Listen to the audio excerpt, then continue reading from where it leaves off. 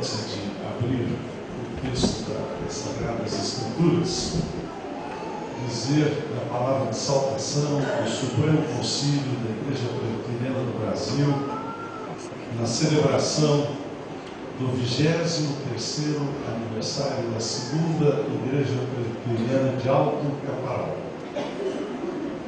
Eu sou pastor na primeira Igreja Presbiteriana em Belo Horizonte desde 1976.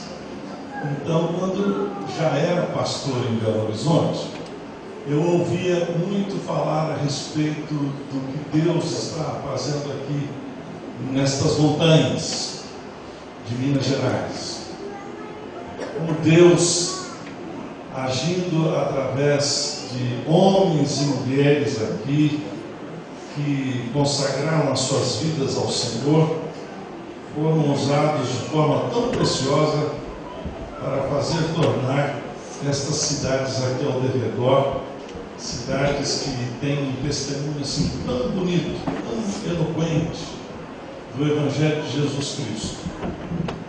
Vejo as pessoas de cabelos brancos, como eu, na verdade, os mais jovens, vejo as crianças e percebo com clareza como Deus tem agido no decorrer dos anos aqui nesta belíssima região de nosso estado.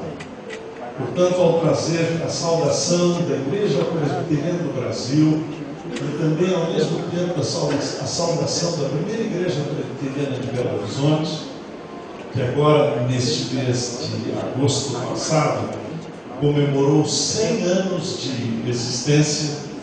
Portanto, nós nos tornamos também uma igreja assim centenária agora, e é tão precioso poder estar aqui com os irmãos, vendo essa caminhada tão bonita, tão linda, tão abençoada, tão cheia de frutos, né? Gerações aqui vivendo juntos, né?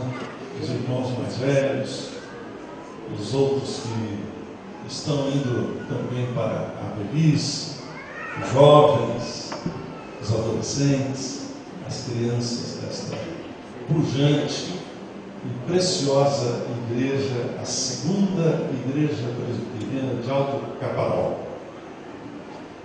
A Igreja Presbiteriana do Brasil hoje é composta de cerca de 6.000 comunidades locais, entre igrejas e congregações.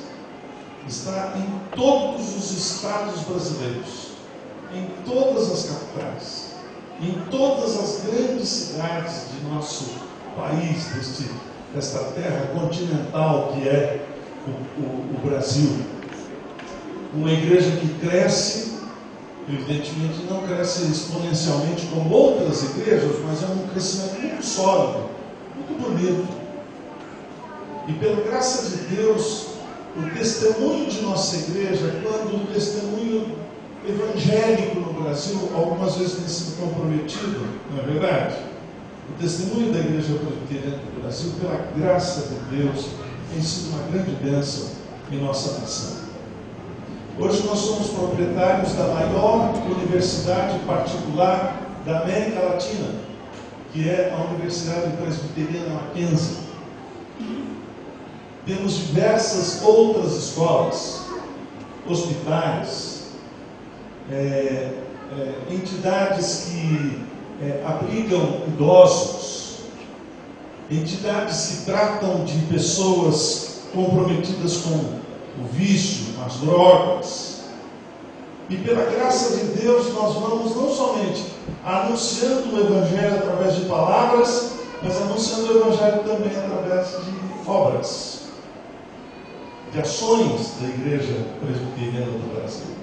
Por esta razão, é um privilégio poder estar aqui, junto com os irmãos que fazem parte desta grande denominação brasileira, que recentemente comemorou os seus 150 anos, agora nós estamos comemorando esse ano já os seus 153 anos de existência aqui no Brasil, como uma denominação que representa muito bem a reforma protestante do século XVI, guiada nas Escrituras, com amor, com a palavra de Deus.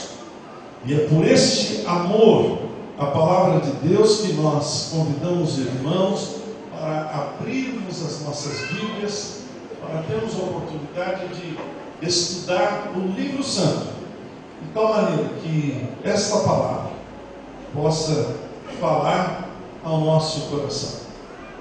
Nós, os presbiterianos, temos tanto apreço pela Bíblia, que logo no primeiro capítulo da confissão que nós adotamos, nós declaramos o seguinte: que aqueles antigos meios de Deus revelar a sua vontade ao seu povo cessaram, restando o único meio suficiente, que é as Sagradas Escrituras, que Deus, através do seu santo e poderoso Espírito, fala, moldando o nosso coração. Por isso o apreço imenso que nós temos, a ponto de qualquer pessoa que venha a se tornar membro de nossa igreja, através da pública profissão de fé, ou quando trazemos os nossos filhos para serem batizados, declaramos aceitar as Escrituras do Antigo e do Novo Testamento como palavra de Deus, a nossa única e suficiente regra de fé e de prática. Eis, portanto, o conceito que Deus tem, na verdade, acrisolado, colocado lá dentro do nosso coração, em relação a este livro maravilhoso, que é a palavra de Deus. Eu convido os irmãos para abrirmos as nossas Bíblias no Salmo de número 90. Eu já tenho pregado algumas vezes sobre este Salmo. Salmo de número 90. E eu quero convidar os irmãos para que ouçam atentamente a leitura deste impressionante Salmo das Sagradas Escrituras, para a nossa edificação espiritual e também para o louvor do nosso Deus. Os irmãos bem sabem que os salmos não foram escritos para serem lidos. Os salmos foram escritos para serem cantados. Infelizmente, perdeu-se na poeira dos tempos a música dos salmos. Mas nós temos aqui pelo menos as palavras dos salmos. E a gente imagina como é que eram essas músicas, cantadas por um coral de 280 homens, os levitas, sacerdotes, cantores, cada um deles acompanhando seus cânticos com harpas e alguns outros instrumentos que foram, na verdade, feitos por Davi, chamados instrumentos sagrados. E aqui então tem um salmo, oração de Moisés, homem de Deus. Senhor, Tu tens sido o nosso refúgio de geração em geração. Antes que os montes nascessem e se formassem a terra e o mundo, de eternidade a eternidade, Tu és Deus. Tu reduzes o homem ao pó e dizes: tornai filhos dos homens. Pois 1000 anos aos teus olhos são como o dia de ontem que se foi, e como a vigília da noite. Tu os arrastas na torrente, são como um sono, como a relva que floresce de madrugada viceja e floresce, à tarde murcha e seca. Pois somos consumidos pela tua ira e pelo teu furor conturbados. Diante de ti puseste as nossas iniquidades, e sob a luz do teu rosto os nossos pecados ocultos. Pois todos os nossos dias se passam na tua ira, acabam-se os nossos anos como um breve pensamento.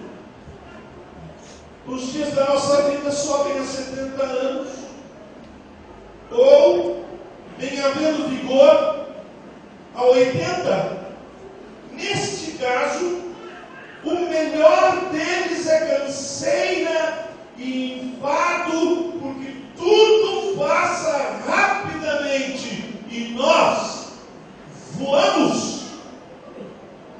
Quem conhece o poder da tua ira? E a tua cólera, segundo o temor que te é devido. Ensina-nos a contar os nossos dias, para que alcancemos coração sábio. Volta-te, Senhor, até quando? Tem compaixão dos teus servos. Sacia-nos de manhã com a tua benignidade, para que cantemos de júbilo e nos alegremos todos os nossos dias. Alegra-nos por tantos dias quantos nos tens afligido, por tantos anos quanto suportamos a adversidade. Aos teus servos apareçam as tuas obras, e a seus filhos a tua glória. Seja sobre nós a graça do Senhor, nosso Deus. Confirma sobre nós as obras das nossas mãos. Sim, confirma a obra das nossas mãos. Vamos orar? Ó Deus, se tu quiseres,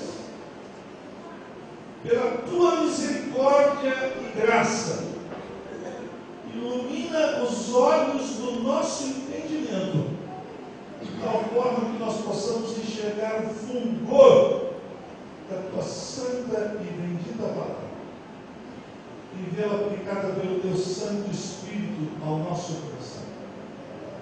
Nós te imploramos isso, em nome de Jesus. Amém. Irmãos queridos, Salmo de número 90. Este salmo é o salmo das realidades, que descreve a vida tal como ela efetivamente é, sem meneios, sem meandros, sem rodeios. Salmo da realidade. Esse salmo foi escrito provavelmente nos últimos dias da vida de Moisés. Moisés provavelmente escreveu 2 salmos. Esse certamente foi escrito por Moisés. Esse salmo provavelmente foi escrito algumas horas antes, talvez alguns dias antes da sua morte. Ele não morreu de velho. Ele morreu porque Deus o chamou para si. Ainda que ele tenha morrido com 120 anos, mas ele não era velho. As Escrituras nos dizem que Moisés tinha, na verdade, os seus olhos que conseguiam enxergar perfeitamente, melhor que o meu. Eu tenho 61 anos, já vou fazer 62, não enxergo tão bem quanto Moisés enxergava. Antes da sua morte, Deus o faz subir a um alto monte, e ali daquele alto monte, ele avista a cidade de Jericó. E as Escrituras nos dizem que ele subiu assim, feito um jovem, né? Feito um cavalo selvagem. Não se cansou. Eu subi aquele monte. Cheguei quase que um terço da montanha, e vocês que conhecem montanhas aqui, né? Um terço da montanha, eu já estava com meio metro de língua de fora. Moisés não se cansou, subiu até o topo do monte. Este salmo é o primeiro salmo do 4º livro dos Salmos. Vocês sabem que o livro dos Salmos foi dividido em 4 livros, e este é o 4º livro, começando no Salmo de número 90, indo até o Salmo de número 116, e aqui, ou 106. Portanto, nós temos aqui 16 salmos do 4º livro dos Salmos, começando com o Salmo 90. Este salmo foi escrito, como eu disse, na última parte da vida de Moisés, que viveu 120 anos. E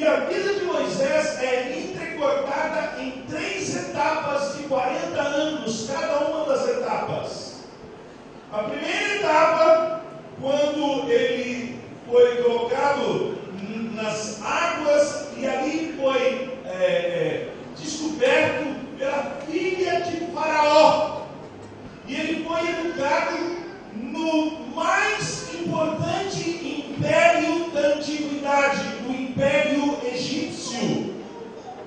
Viveu durante 40 anos ali, considerado como filho da filha de Faraó, com todas as benesses da corte de um reino poderoso, infinitamente rico. Ali ele falava pelo menos 4 ou 5 línguas diferentes.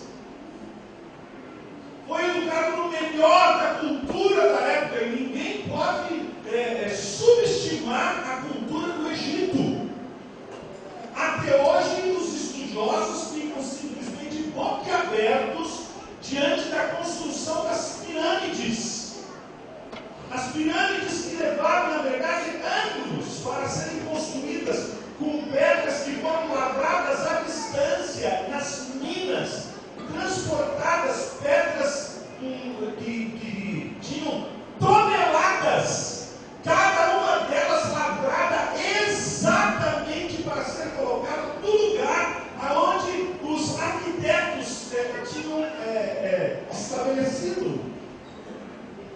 Os cálculos matemáticos que foram feitos para aquela belíssima e importante construção, até hoje, são alvo da admiração dos mais eruditos aritméticos.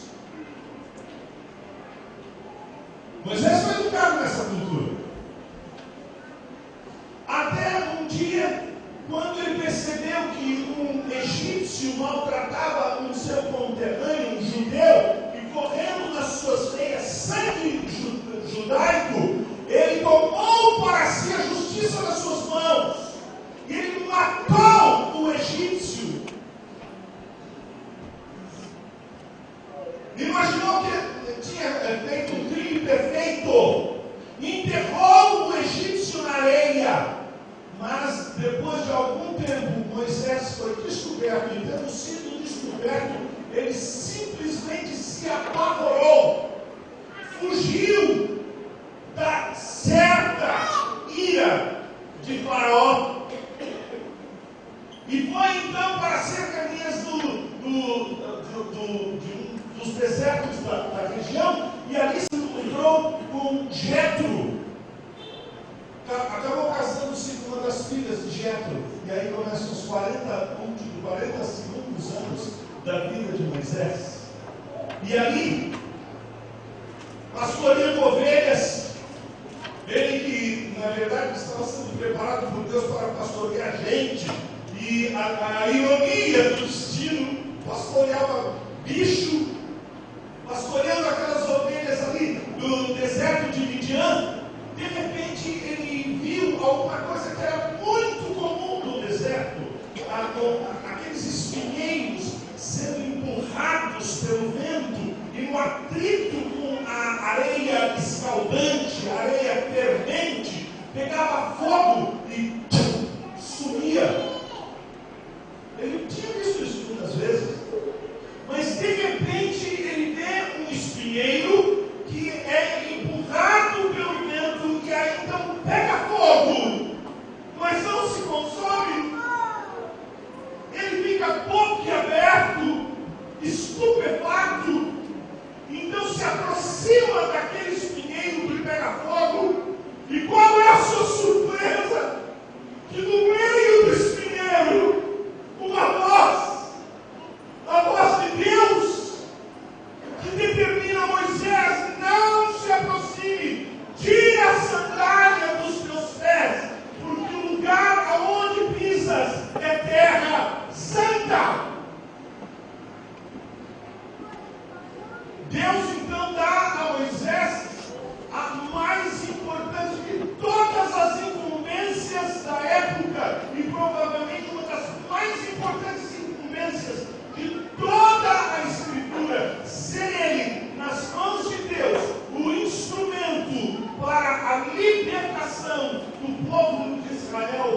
do Egito, ele fica apavorado.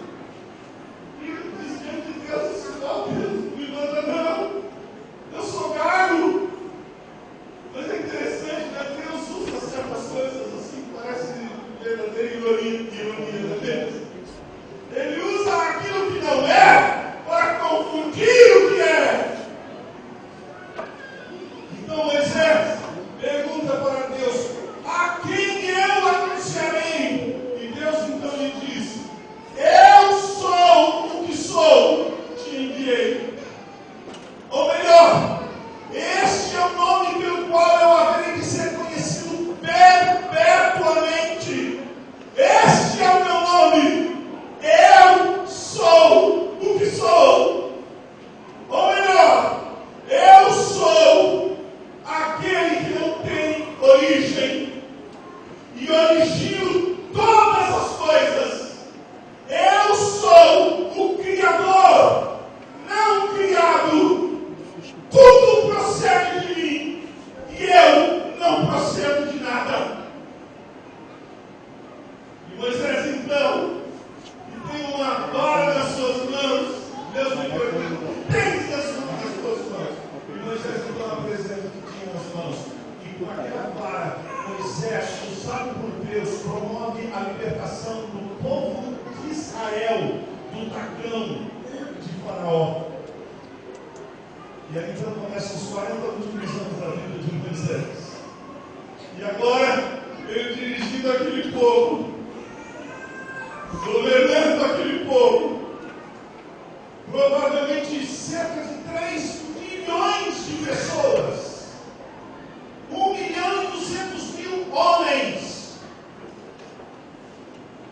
povo rebelde, murmurador, povo que reclamava a todo instante, Deus que estava dando manifestações sobrenaturais da sua presença, e ainda o povo reclamava e dizia constantemente para Moisés: por que nos tiraste do Egito? Lá pelo menos nós tínhamos pepino, lá nós tínhamos cebola, lá nós tínhamos carne, e aqui comendo maná. Tinha maná no café da manhã, tinha maná na hora do almoço, no lanche da tarde, maná, ao jantar, maná, à noite, qual é o cardápio? Maná! E eu não sei se você sabe o significado da palavra maná. A palavra maná, na língua hebraica, significa isso. O que é isso? Maná significa, a tradução, transliteração é exatamente essa palavra. O que é isso? Portanto, eles comiam o que é isso de manhã, à noite, é o prato de hoje. O que é isso? Num determinado momento aonde o sol escaldante os empurrava para lá e para cá, a sede bateu naquele povo imenso, e eles murmuravam contra Moisés. E Moisés então perde a paciência. Deus diz para Moisés: Moisés, fale com a rocha. E ao invés de falar com a rocha, ele pegou aquele instrumento libertador e ele bateu na rocha. E não bateu somente uma vez, bateu 2 vezes na rocha. E por causa deste pecado, por ter representado mal a Deus, ao invés de ter paciência, longanimidade, misericórdia, como líder de Deus, e pelo fato de ter ferido a rocha, e a rocha, as escrituras do Novo Testamento dizem, era Cristo. Por causa deste pecado, Deus diz para Moisés: Moisés, você não entrará na terra que mana leite e mel. Eu vou levar você, Moisés, a um alto monte, e você vai ver as cercanias ali perto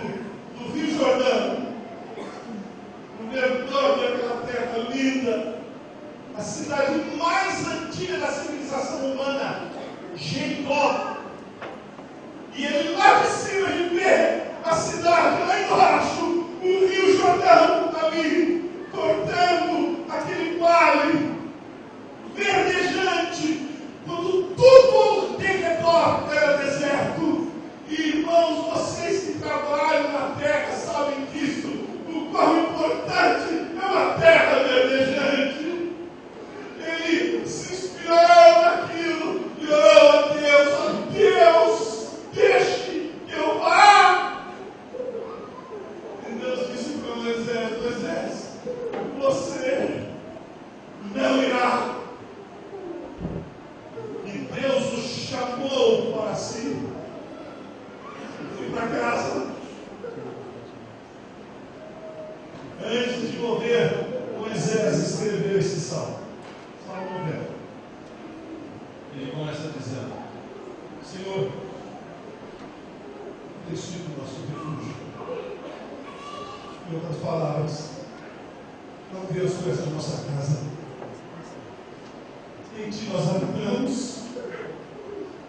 O apóstolo Paulo, escrevendo sobre esse conceito teológico tão importante, falando aos filósofos atenienses, afirmou: em Deus nós nos movemos, em Deus nós respiramos, em Deus nós somos.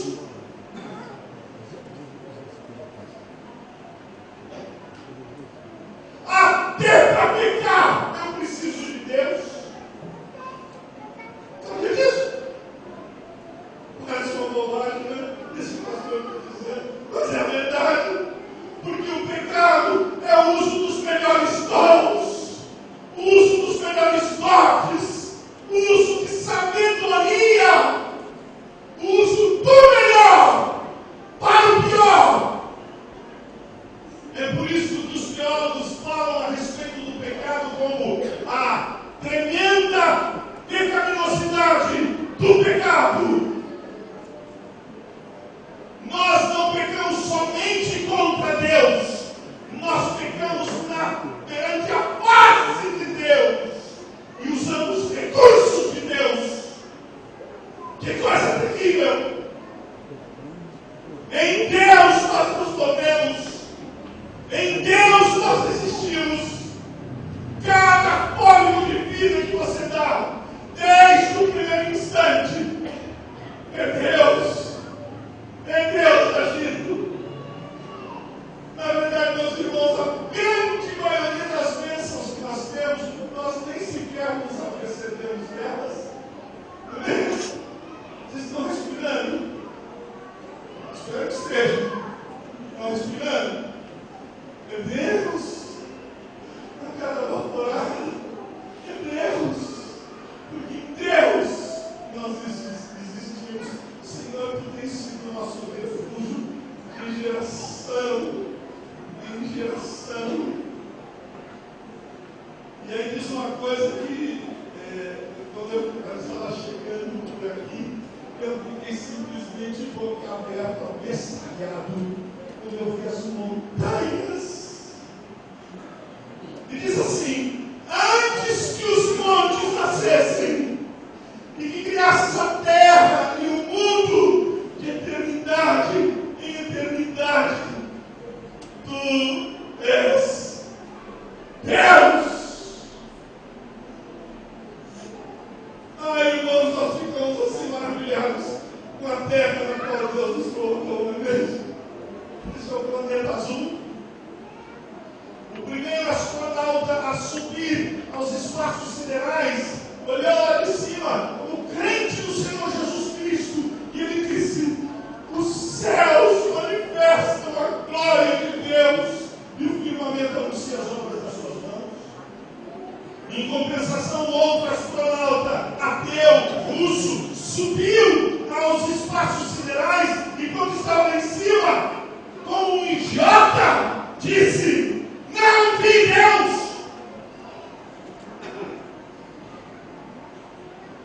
Quando olhamos para as estrelas na bóveda celeste, as estrelas que salpicam os céus, os sóis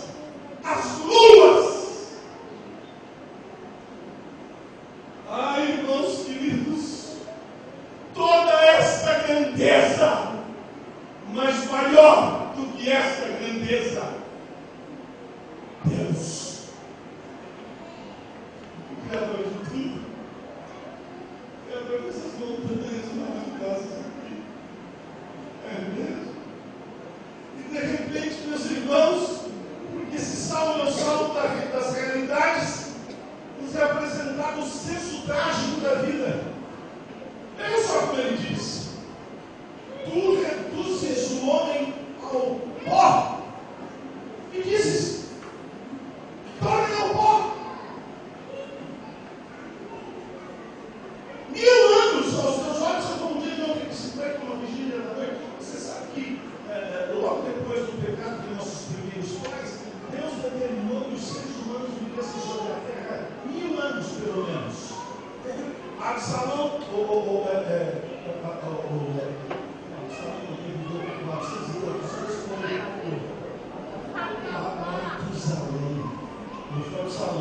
Absalão morreu cedo. Matusalém quase chegou lá. Mas por a Bíblia ter dito que se multiplicou a iniquidade sobre a terra, Deus diminuiu a nossa habitação sobre a terra. Diminuiu. Mas mesmo que vivesse 1000 anos, mesmo que vivêssemos 1000 anos, 1000 anos, aos olhos de Deus, são como um dia de ontem que se foi. Como é que Deus nos arranca? Como é que Deus nos arranca de sobre a face da terra? Algumas vezes acidentes terríveis, de tsunamis. Não dá tempo nem de pôr o pé no chão. Tu os arrastas na corrente. Olha, gente, nenhum demônio, nem mesmo o diabo tem o poder sobre a morte. Só Deus tem. Ele escreveu todos os nossos dias, determinou todos eles, quando nenhum deles havia ainda. Já pensou? Quando você está sendo entristecido lá no seio da sua mãe, lá no ventre da mamãe, Deus determinou quantos dias você teria sobre a face da terra. E algumas vezes ele nos tira assim, acidentes terríveis. Outras vezes é o ciclo natural da existência. Olha só como o salmista falou, como Moisés falou. Os arrastas na corrente.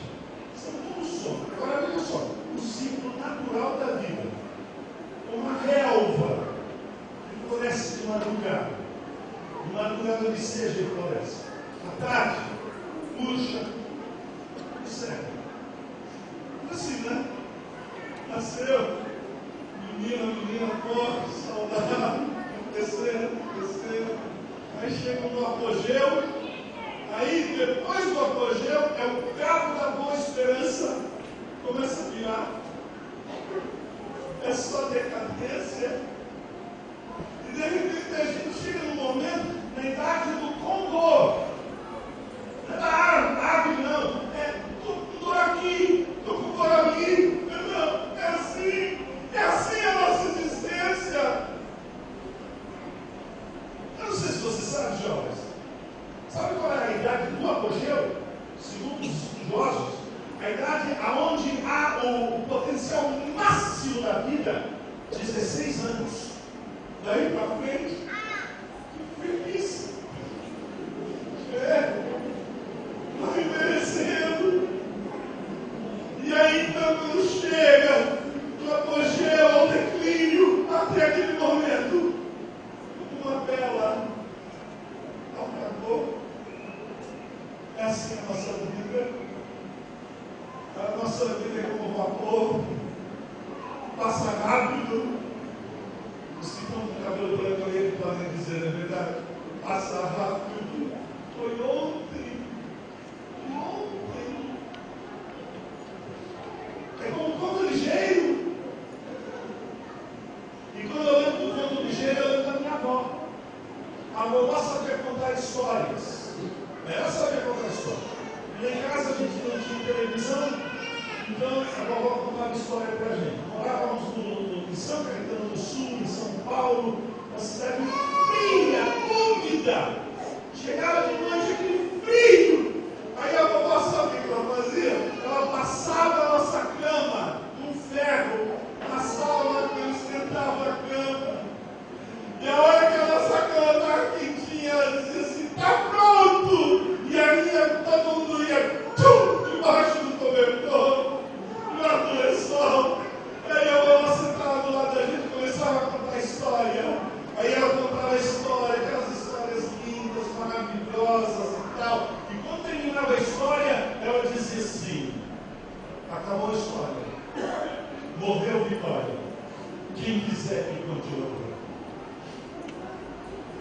E aí a gente olhava para a vovó e dizia assim: vovó, conta outra, vovó.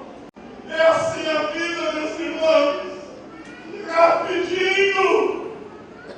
E de repente, meus irmãos, somos introduzidos a um dos textos mais complexos da Bíblia, a uma das doutrinas mais intricadas das Sagradas Escrituras, que vem nestas palavras: pois somos consumidos pela tua ira, pelo teu furor, conturbados. Diante de ti puseste as nossas iniquidades e olhamos no teu rosto dos nossos pecados ocultos, pois todos os nossos dias se passam na tua ira. E a pessoa fala: não dá não. A gente diz assim: uau! O que é isso? Porque na verdade, meus irmãos, muitas vezes nós temos um conceito de que Deus é amor, Deus é misericórdia. Quando falamos a respeito da ira de Deus, nós nos assustamos. Sabe por quê? Porque nós comparamos a ira de Deus com a nossa própria ira. A nossa ira, via de regra, é pecaminosa. É uma falta de controle. É um destempero emocional. Mas Deus não. A ira de Deus está conectada com a nossa iniquidade. A tentativa de vivermos sem Deus. E na verdade, meus irmãos, a grande maioria, que talvez você seja um deles, crê em Deus, mas vive como se Deus não existisse. Vem à igreja, mas a sua vida durante a semana não cogita a respeito de Deus.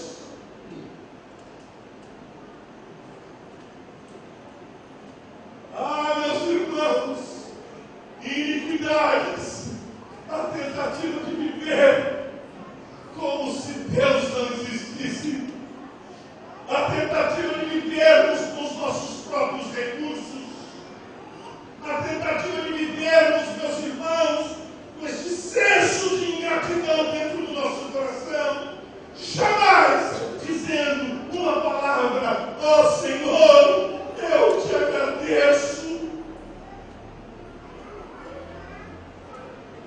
Pessoas autossuficientes.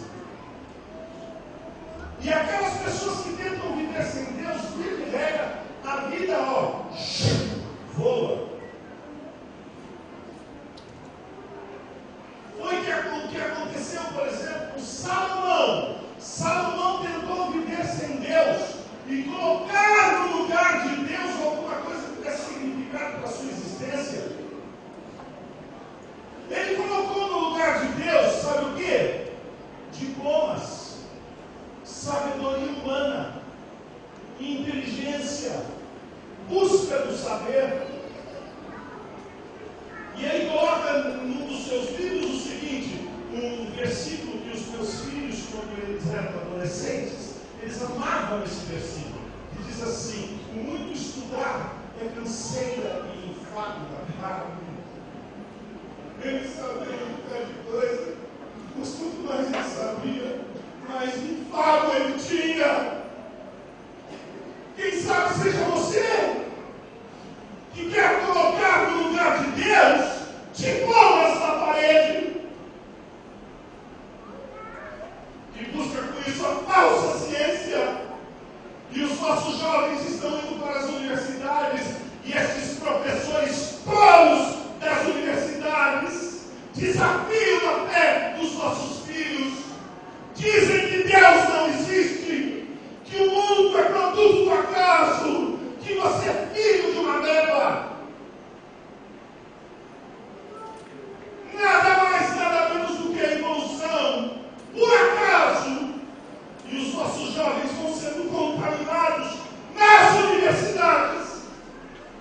E esses professores ensinando a falsa ciência, porque a teoria da evolução não passa disso. Teoria! Mas nós sabemos, pela fé, que no princípio criou Deus os céus e a terra. glória, e o Espírito de Deus chocava, pairava sobre a face do abismo. Nós sabemos, Deus, o Criador do universo. Salomão tentou colocar uma outra coisa no lugar de Deus. Sabe o que foi? O senso da beleza. E ele sabia fazer as coisas. Ele era muito competente. Ele desviou rios para passar na frente do palácio dele. Construiu palácios, jardins suspensos. A rainha de Sabá, quando foi lá e viu a exuberância, a beleza do reino de Salomão, ela ficou admirada. Mas depois de tudo, ele disse: tudo isso é vaidade, é correr atrás do vento, vaidade das vaidades, diz o pregador. Tudo é vaidade. Eu não sei com que você está querendo construir a sua vida. Quem sabe é com a sua plantação de café. E imagina que a sua riqueza, imagina que a sua casa bonita, o seu apartamento na praia, isto pode substituir a Deus. Não substitui. Porque tudo isso na verdade é vaidade. É correr atrás do vento. Salomão tentou colocar uma outra coisa no lugar de Deus. Sabe o quê? Prazeres sexuais. Salomão tinha 700 mulheres, 300 concubinas. Salomão era um atleta sexual.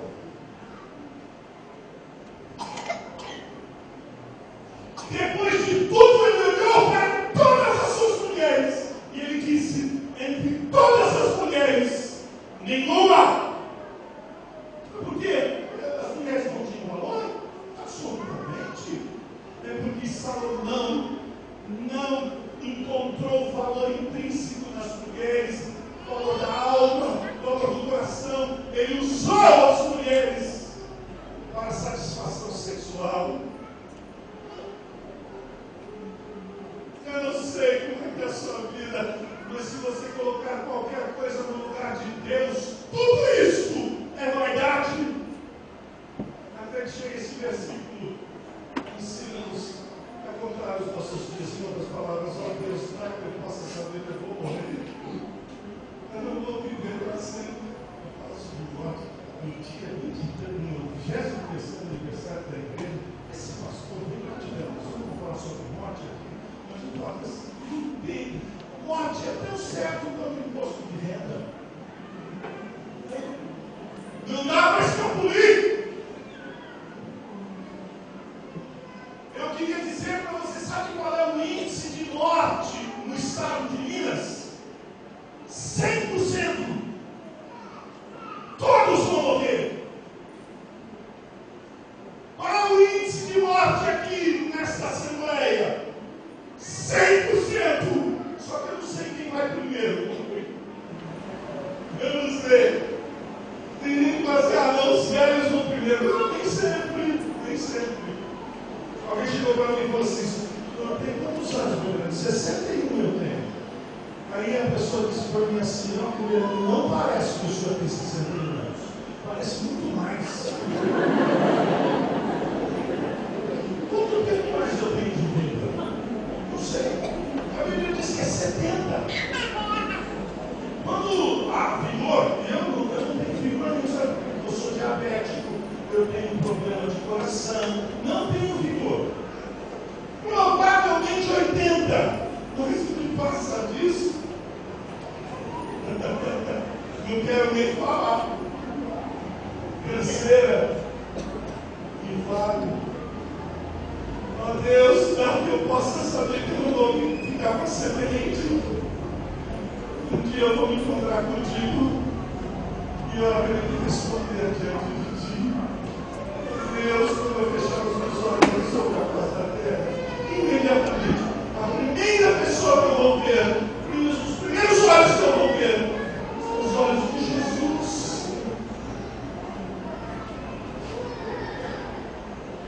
Aí então, veja só. Mas ele não quer mais fugir de Deus, ele quer fugir para Deus. E fugir de Deus é adolescência. Se suba ao céu, vai estar. Se nós sonhamos mais profundamente, vai estar.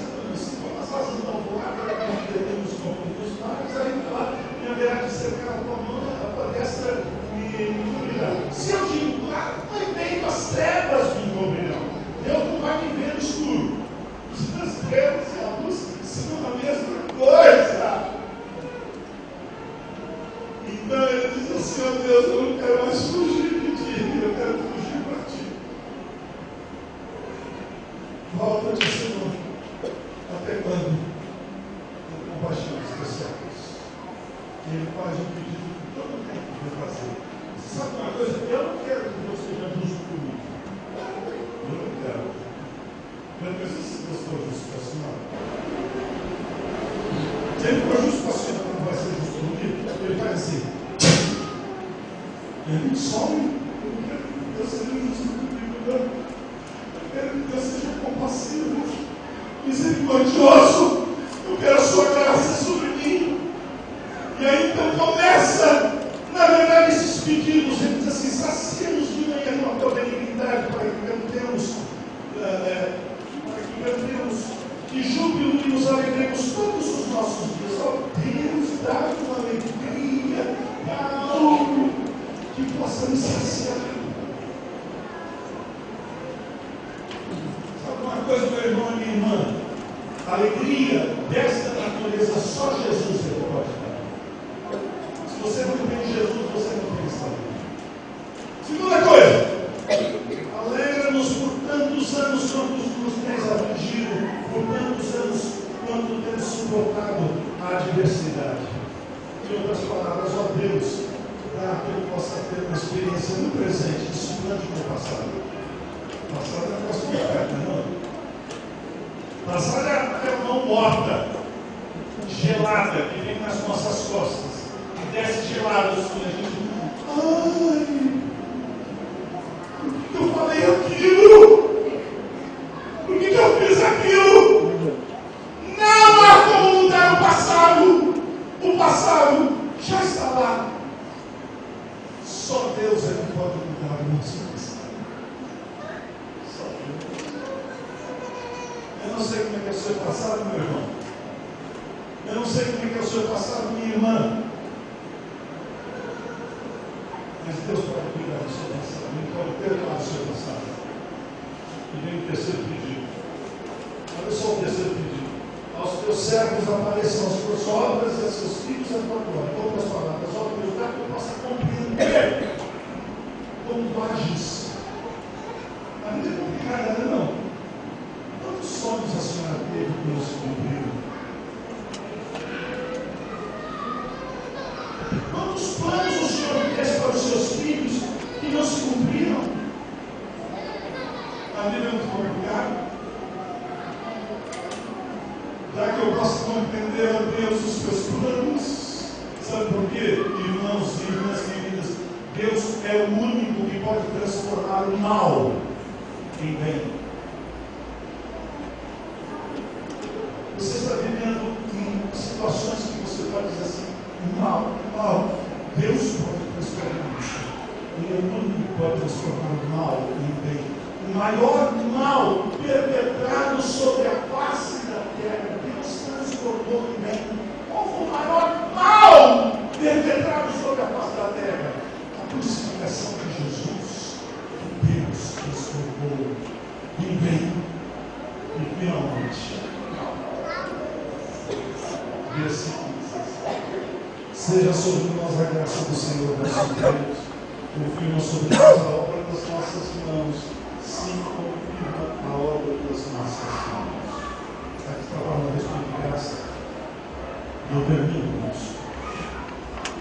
Quando a gente pensa em graça, a gente, via de regra, vem aquela definição na cabeça da gente.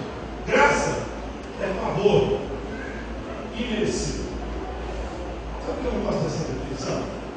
É verdade, a graça é favor imerecido. Mas eu gosto. Por favor, porque você não merece.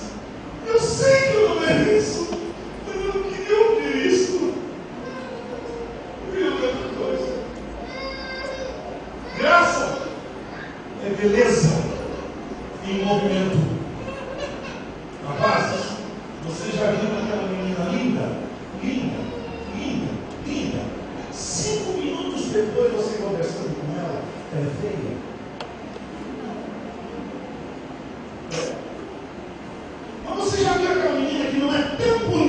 assim, mas 5 minutos depois de você conversando com ela é linda.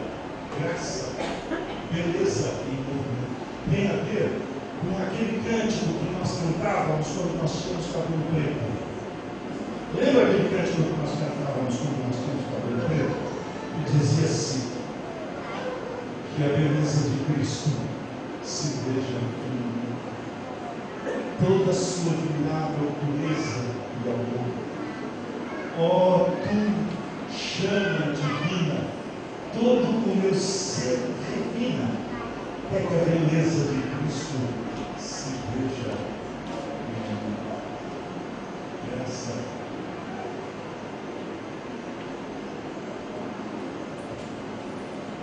Irmãos queridos, esse canção das